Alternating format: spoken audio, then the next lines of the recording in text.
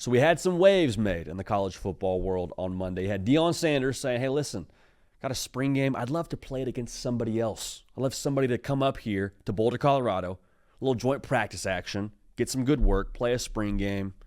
Fans are happy. We're happy. We got some good work in. ESPN2 is probably happy because they got to put a real college football game on their broadcast and hey, we ball. Fran Brown then quote tweets the tweet of Deion Sanders. Deion Sanders said this on the put out a tweet about it in his quote, and he says, we'd love to come up to Boulder for a few days, get some work in. So this kind of got the ball rolling a little bit. We talked about it already on the channel yesterday, saying, hey, could this happen? Is this a good idea? I want us to talk about today, is this potentially the new normal for spring games? Is this something we could see where you have Syracuse and Colorado play every year in the spring and you have X, Y, and Z other team playing each other every single spring? Got some takes for you. So I want to hear from y'all's. I want to hear y'all's takes. So get in the comment section and let us know. The best way for us to hear from y'all, though, is by being subscribed to the channel. So if you're a college football sicko, if you're watching this video, I'm sure that you are, make sure you're subscribed. We appreciate you for that. So here's my somewhat simple answer to the question of, will this be the new normal for college football? I don't think it'll be the new normal for the entirety of the sport. I think it could be the new normal for specific programs within the sport that choose to. I think it could be a new normal when it comes to options within college football. Now, why wouldn't you want to do this is probably the question you're asking. JD, 11 on 11? I get a chance to go play a game, get a joint practice in like the NFL does. Why would I not do this?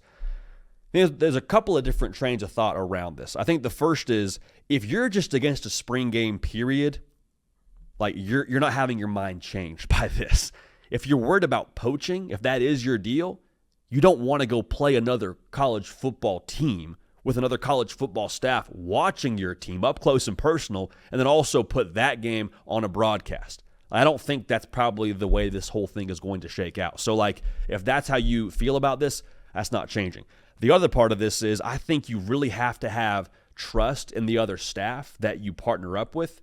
Like Fran Brown and Deion Sanders, I guarantee you, if this does end up happening, and we hope and pray that it does, if this does end up happening, there will be some very real conversations from both those head coaches to their teams of, we're going to take care of the Colorado players, we're going to take care of the Syracuse players. We're not going to have this thing where there's a slant over the middle and you got a chance to knock somebody's block off, you pull up. Why? Because we're practicing. This is spring football. We're trying to keep everybody healthy.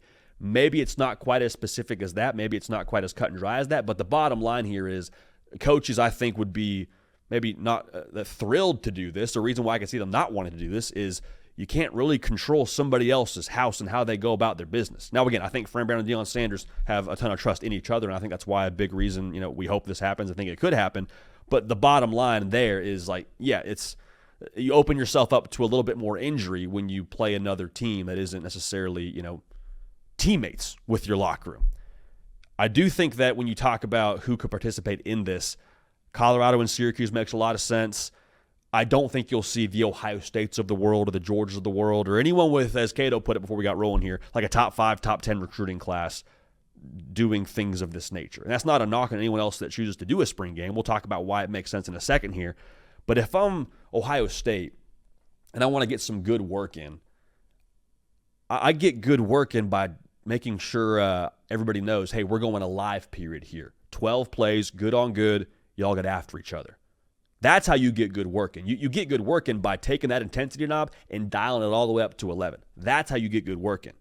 You don't have to go look for another roster, because all the best players you're going to play in college football, you're not playing somebody better than Jeremiah Smith. You're not playing somebody better than a Caleb Downs when it comes to practice. So when you have those few live reps that those guys are maybe getting, if they're getting any live reps at all, that's when you get to see what the rest of your team looks like. If I'm trying to get a good gauge for my young freshman, Deion Sanders, one of the top cornerbacks from this previous cycle, I get to see him against Jeremiah Smith. That's how I get to evaluate him, not by us going and scrimmaging some other FBS program at their place where they come to us. So I don't think that will ever change. If you're not doing a spring game, you're not doing a spring game.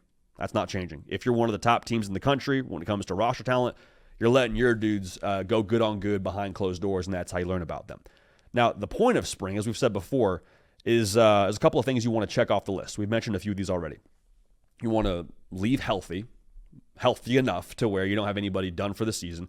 You want to get a lot of good work, A lot of volume is what you hear when you talk about, reps and what you got during the spring. You also want to kind of set the framework for fall camp when it comes to position battles and setting your depth and all those things. And we talked to Mike Norvell today on the show, and he said we, throughout spring practice, want to make sure we establish our identity. And so it doesn't mean you can't still have a spring game and do a lot of those things, but there is, I think, a give and take. So to me, it's all about what do you want to get out of spring practice. If I'm a coach with maybe a younger roster, and hey, I'm looking at these guys and I say, y'all, we cannot have week one be the first time we hit another color. We got to play somebody else. I need my young bucks to go play another team to feel what it's like to play in a college football game before they actually count. Make a lot of sense. Maybe you're an older roster. Hey, we bring back the most production in America. We're Clemson. You know what? I think a lot of our guys are ready to play college football come week one. We're just going to scrimmage, do our thing. We'll be ready to roll. Now, I do think, to go back to this, for a lot of these teams, this will be the new normal for them. I would not be shocked if Colorado played Syracuse in their spring game this year, played them the year after, and so on and so forth, and maybe they got a couple of other teams in there. Like, this is something that would make a lot of sense. There's a lot of advantages to this. I really believe that. I think that when you look at the spring game broadcast in and of itself, that's a massive exposure tool. Like, I gave a lot of kudos to Fran Brown yesterday. You know how many people are going to see Syracuse football for the first time because they're playing Colorado during the month of April when no other football is really on, that a lot of us college football fans are interested in watching? That's a massive recruiting tool. The exposure you get there, or for Fran Brown to walk into a living room of a 4-star cat and say, oh yeah, I saw y'all on TV. Yeah, you did. Fran Brown, nice to meet you. Here's a scholarship. That conversation changes with creating some more familiarity. I think going back to what you want to get out of spring, I spoke to the volume of reps and the desire to do that. Just because you maybe would cut down on the volume of reps by doing the joint practice thing and doing the spring game thing against another team, you could, I think, in theory, dial up the quality of work. So that just goes back to, do you want to get 1 through 4 on your depth chart as much, repetitions as possible? Or is it a thing where, no, I want to see my 1s, 2s, and some of my 3s, depending on how you want to divvy that up. I want to see those guys play another color and see what they look like in that format. That, to me, is the most intriguing part of this whole thing. But as a college football fan, I've said it before, dog, I'm here for this. I am all the way here for this. We got people canceling spring games left and right. Give me Syracuse, Colorado every single day of the week and multiple times on Saturday. Change for college football is inevitable, right? We're hurtling towards the professional model. Everyone in football, outside of the collegiate level, does something like this. The Pop Warner teams will scrimmage, other Pop Warner teams in their area. You got high school teams doing round robins. You got the NFL doing essentially what this is with the joint practice. What is college football starting to mirror more and more of? The NFL.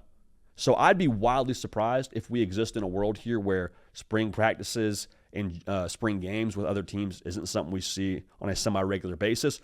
Will it be the normal for everybody? No. But as college football fans, bring it on. Bring it on. We'll watch all of it. We'll enjoy all of it. As college football fans, you control your attitude and your effort, and we'll have a tremendous amount of both at a high level when it comes to spring football, whether you're playing each other, whether you're playing another opponent. We're here for it. So let me know your thoughts about this. Do you think this is something that we will see consistently when it comes to the future of spring football games? Cato on the 1s and 2s, myself, JD PicKell.